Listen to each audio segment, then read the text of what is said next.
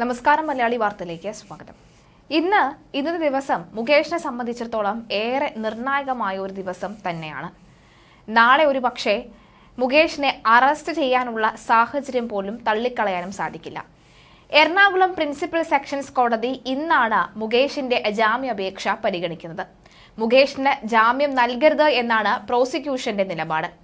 മുൻകൂർ ജാമ്യാപേക്ഷയെ എതിർത്ത് പ്രത്യേക അന്വേഷണ സംഘം കോടതിയിൽ റിപ്പോർട്ട് നൽകുകയും ചെയ്തു. തുടർന്ന് എറണാകുളം പ്രിൻസിപ്പൽ സെഷൻസ് കോടതി മുൻകൂർ ജാമ്യാപേക്ഷയിൽ വാദം കേട്ട് തീരുമാനമെടുക്കും.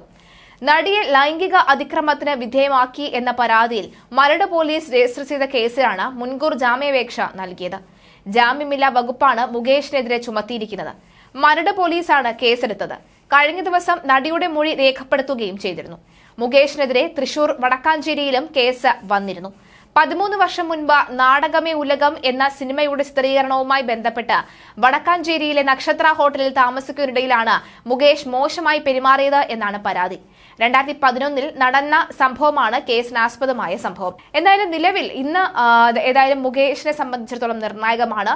പോലീസ് അടക്കമുള്ളവർ കഴിഞ്ഞ ദിവസം തന്നെ കോടതിയിൽ പറഞ്ഞിരുന്നു മുകേഷിന് ജാമ്യം നൽകരുത് എന്ന്. ജാമ്യം നൽകി കഴിഞ്ഞാൽ കേസ് അട്ടിമറിക്കാനുള്ള സാധ്യതയുണ്ട് എന്ന് കണക്കാക്കിക്കൊണ്ടാണ് ജാമ്യം നൽകരുത് എന്ന് വാദിച്ചുകൊണ്ടേയിരുന്നത്. ഈ സാഹചര്യത്തിലാണ് ജാമ്യം നൽകുമോ ഇല്ലയോ എന്ന് കണ്ടറിയേണ്ടതുണ്ട്.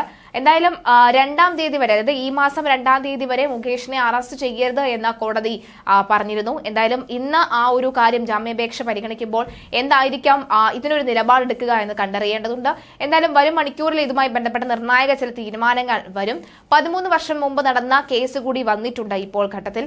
എന്തായാലും ഈ കാലപ്പഴക്കം, ഈ വർഷങ്ങളുടെ കാലപ്പഴക്കം ഉണ്ട് എന്ന് പറയുമ്പോൾ അത് ഒരു ന്യായമായി മാറുമോ എന്നടക്കമുള്ള കാര്യങ്ങളുണ്ട്. പക്ഷേ അപ്പോഴും വിദഗ്ധർ പറയുന്നത് ഈ വർഷങ്ങളുടെ കണക്കൊന്നും ഒരു ന്യായമായി മാറില്ല. കാരണം ഈ ഒരു ഘട്ടത്തിൽ, അതായത് വർഷങ്ങൾക്ക് ശേഷം കൃത്യമായി പറഞ്ഞു കഴിഞ്ഞാൽ ഇതൊക്കെ തുറന്നു പറയാൻ അവർക്കൊരു ധൈര്യമില്ലായിരുന്നു എന്നാണ് പറയുന്നത്. ഹേമ കമ്മിറ്റി റിപ്പോർട്ട് പുറത്തു വന്നതിന് പിന്നാലെയാണ് ആ ഒരു ധൈര്യം ലഭിച്ചത് എന്നും അവർ കൃത്യമായി പറയുന്നുണ്ട്. അതിനുശേഷമാണ് ഈ തുറന്നു പറച്ചിലൊക്കെ നടക്കുന്നത് എന്ന് പറഞ്ഞിരുന്നു. അതുകൊണ്ട് തന്നെ ഈ വർഷങ്ങളുടെ കണക്ക് പറഞ്ഞ് അത് ന്യായീകരിക്കാമെന്ന് നിന്ന് കഴിഞ്ഞാൽ അതിന് സാധ്യതയില്ല എന്നാണ് വ്യക്തമാകുന്നത്. എന്തായാലും മുകേഷിന്റെ ജാമ്യാപേക്ഷ പരിഗണിക്കുമ്പോൾ കോടതിയുടെ തീരുമാനം നിർണായകമാവുകയാണ്. അങ്ങനെയെങ്കിൽ ജാമ്യം ലഭിച്ചില്ല എന്നുണ്ടെങ്കിൽ ഉടൻ തന്നെ അറസ്റ്റ് ചെയ്യാനുള്ള നീക്കവും കാണുന്നുണ്ട്.